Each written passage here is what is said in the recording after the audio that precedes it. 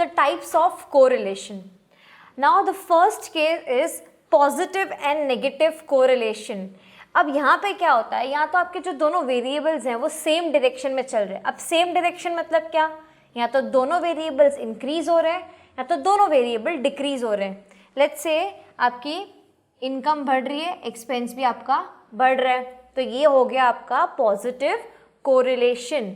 And let's say आपका expense कम हो रहा है, इनकम भी कम हो रही है, तो they are going in same direction, दोनों सेम डायरेक्शन में, तो ये अपना क्या हो जाएगा, positive correlation. Whereas negative correlation क्या होता है कि दोनों जो वेरिएबल्स हैं वो अपोजिट डायरेक्शन में जा रहे हैं.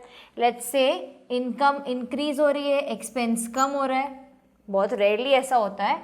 And let's say income decrease हो रही है और एक्सपेंस इंक्रीज हो रहा है. ठीक है, तो यहाँ पे दोनों वेरिएबल्स अपोजिट डायरेक्शन में, तो इसे बोलते हैं नेगेटिव कोरिलेशन. ठीक है, पॉजिटिव में क्या है, या तो दोनों इंक्रीज हो रहे हैं दोनों डिक्रीज हो रहे हैं. नेगेटिव में क्या है, दोनों अपोजिट डायरेक्शन में जा रहे हैं, एक इंक्रीज हो रहा है एक डिक्रीज हो रहा है. ठीक है, ये हुआ अपना पॉजिटिव एंड नेगेटिव. नेक्स्ट है लीनियर एंड नॉन लीनियर. अब लीनियर और नॉन लीनियर में क्या बात हो रही है, प्रपोर्शन ऑफ चेंज.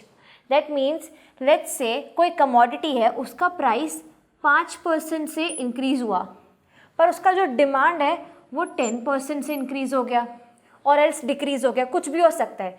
यहाँ पे इंक्रीज और डिक्रीज की कोई वैल्यू नहीं, यहाँ पे इंक्रीज डिक्रीज नहीं, यहाँ पे प्रपोर्शन परसेंटेज की वैल्यू है, कितने से चेंज हो रहा है. लेट्स से यहाँ पे 5% ही रहा, लेकिन यहाँ पे 7% हो गया. अब आप बोलोगे कुछ ज़्यादा डिफरेंस थोड़ी ना है, लेकिन नहीं चलेगा.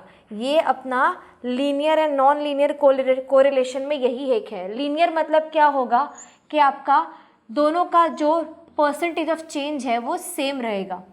5% इंक्रीज हुआ है प्राइस में, तो 5% इंक्रीज हुआ है डिमांड में. और नॉन लीनियर में क्या होगा, जो प्रपोर्शन ऑफ चेंज है वो डिफरेंट हो जाएगा.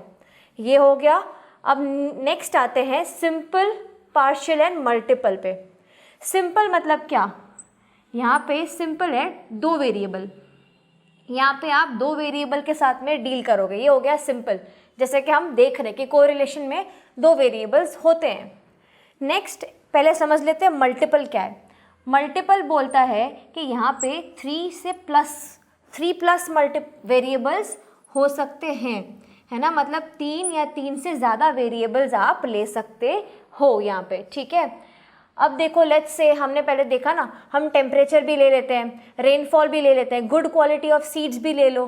ठीक है, गुड क्वालिटी ऑफ सॉइल भी ले लो, सब कुछ कंसिडर कर लो, तो वो हो गए आपके मल्टीपल वेरिएबल्स, है ना, 3 या 3 से ज़्यादा. अब देखो इन दोनों का मिक्सचर है ये पार्शियल वेरिएबल. ये पार्शियल कोरिलेशन क्या बोलता है, यहाँ पे आप डील तो दो वेरिएबल से ही करोगे, पर जो बाकी के वेरिएबल्स हैं उनको कांस्टेंट, वेरिएबल को कांस्टेंट ले लो, एंड कांस्टेंट वेरिएबल. ठीक है, यहाँ पे कुछ वेरिएबल को कांस्टेंट ले लो. लेट्स से आपका जो प्रोड्यूस हुआ था, एग्रीकल्चर प्रोड्यूस पहले हमने देखा था वेजिटेबल और ग्रेन का, तो आप मान लो कि आपका रेनफॉल कांस्टेंट वेरिएबल है ना, रेनफॉल अच्छी ही होती है, या मान लो आपका फर्टिलाइज़र अच्छा ही है, तो उसे एक कांस्टेंट वेरिएबल मान लो. सीड्स भी अच्छे ही हैं, तो अब उसके बाद क्या बचता है, वो दो वेरिएबल बचते हैं जो आपने प्रोड्यूस किए हैं, वेजिटेबल और ग्रेन. अब वो इंक्रीज़ हो रहे डिक्रीज़ हो रहे, उनका कोरिलेशन हम निकालेंगे. अब देखो हमने देख लिए positive and negative, linear and non linear and simple, multiple and partial correlation.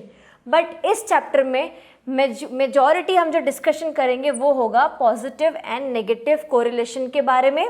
Now let us move on to the next topic.